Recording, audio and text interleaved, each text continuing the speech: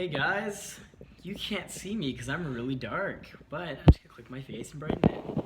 Alright guys, what's up? It's Justin, and I'm actually, nice view, eh? This is, I'm just sitting on the ledge in my condo unit itself, and I'm actually finally finished recording Natural Transformations, my online video program at home study course that is coming to you August 25th.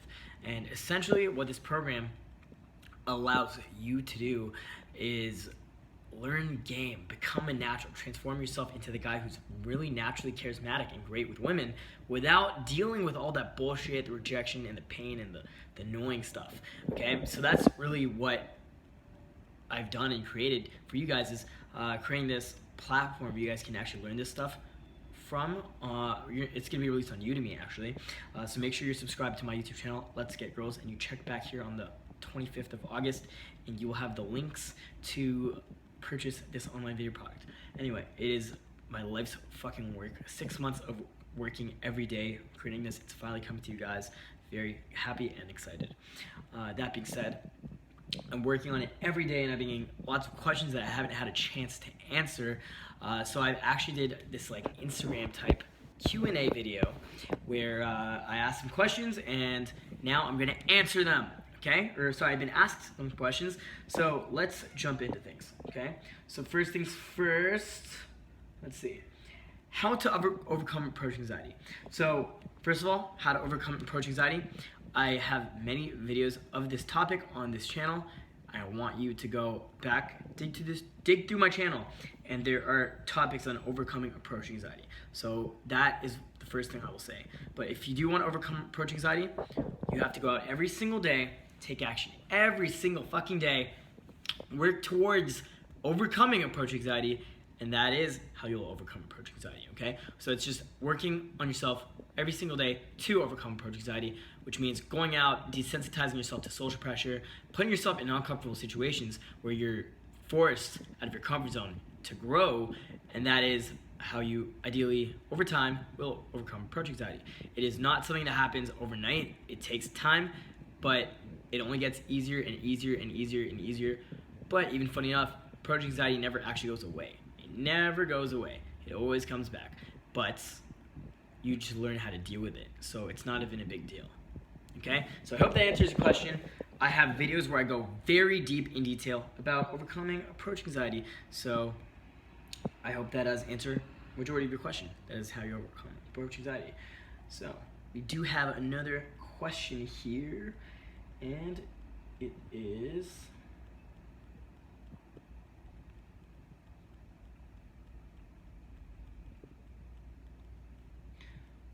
when are you conducting a workshop in India?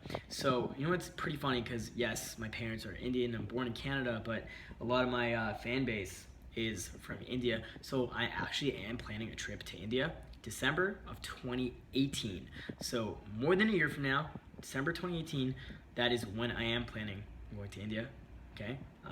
Funny enough, I obviously do have family back there. I've never been, except when I was 5 years old, which doesn't really count because that wasn't me. It was 5-year-old Justin, that wasn't actually me. So I will be going to India, December 2018. Another question, how can I overcome my own resistance to sexually escalating? I meet girls everywhere, but I seem to stop myself. Now, that comes from feeling inadequate, feeling like you're not good enough for the girl. And if you're scared of escalating, you should challenge yourself to purposely escalate. So whenever you're with a girl, you should start putting yourself out of your comfort zone to specifically escalate with the girl. So that is a good way you could actually desensitize yourself to doing so. Similar to overcoming approach anxiety.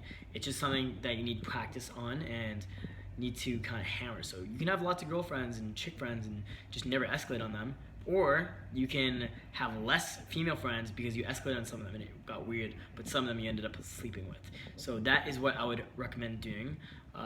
Honestly, what's the point of having a bunch of girls around if you're not even going to sleep with them? You might as well start escalating on some of them, taking them on dates, showing them intent, showing them, I'm a man, you're a woman, I want you. So that is my personal recommendation to you, is start fucking escalating. If you're stopping, you answered your own question. You're stopping yourself. I seem to be stopping myself. Just fucking do it. Obviously the resistance is there for a reason. Resistance is there to be pushed through. So just fucking do it. Stop being a pussy ass bitch and do it, okay? Alright. And honestly, I mean that with only respect. Any tips to get a dope Instagram profile? Check out my Instagram profile. I'm actually in the midst of building up my Instagram right now, so follow me on Instagram. My Instagram is Drunk Justin, and that's my Instagram. And you'll see how I actually am able to get a lot of girls through Instagram, and I post more pictures of girls, which further helps me get more girls on Instagram. So it's pretty interesting. So check out my Instagram, and that is the best advice I will give you on building up an awesome Instagram profile. All right, so I hope that answers your question. Cool. What's up, bro? Been following you for a while now. I love the YouTube videos. They're very insightful. Well, thank you very much. Just curious to know how to approach on the dance floor, especially when the music is loud. How do you stay calibrated when you're in the sets? So that's 2 questions. Thank you for your questions. First of all, approaching on the dance floor, I actually specialize at dance floor game. If you want to approach on the dance floor, you gotta come in higher energy than the girls. If the girls dancing, wild, crazy, fun, you gotta be a little bit higher than them, a little bit more fun, a little bit more crazy, a little bit more out there. And then you can calm them down. So it's almost like hypnotization. You're making them feel what you're feeling. Like come in, if they're like, huh, you come in, huh, right? You come in a lot more intense, high energy, and then you dial it down. So then they fall into your frame, and then it's like you're calming them down.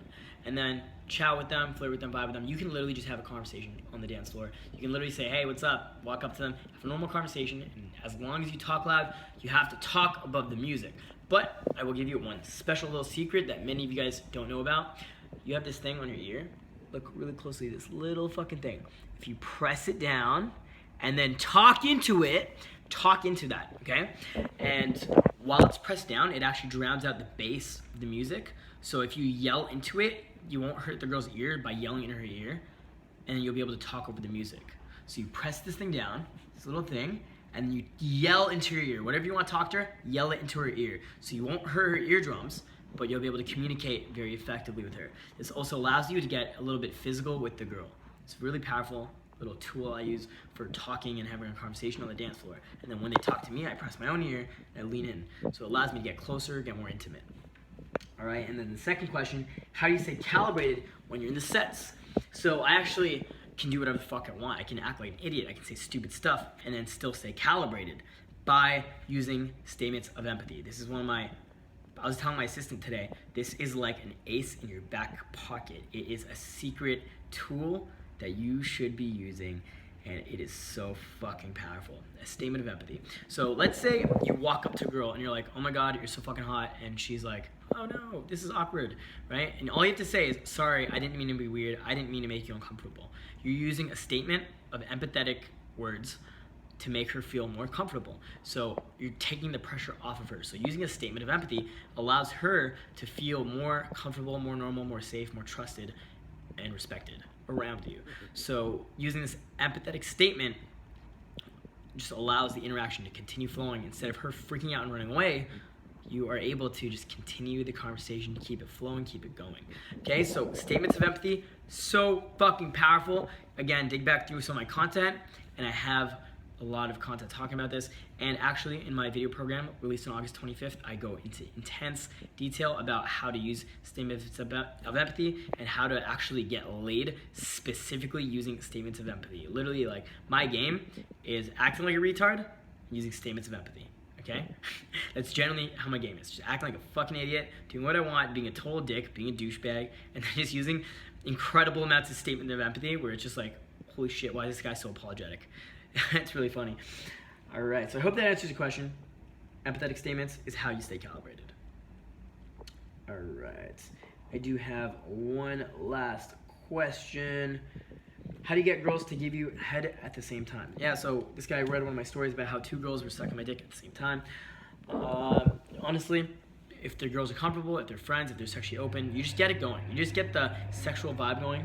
You escalate, you do the thing, you know, like make a finger, you end up having sex, and then you just bring another girl into it. So if you have multiple girls there, it's better when you have friends there. One guy's with one girl, you're with another girl, and then you just merge it together. So you end up both hooking up with girls at the same time and taking turns. It's a lot of fun. That's usually how we do it.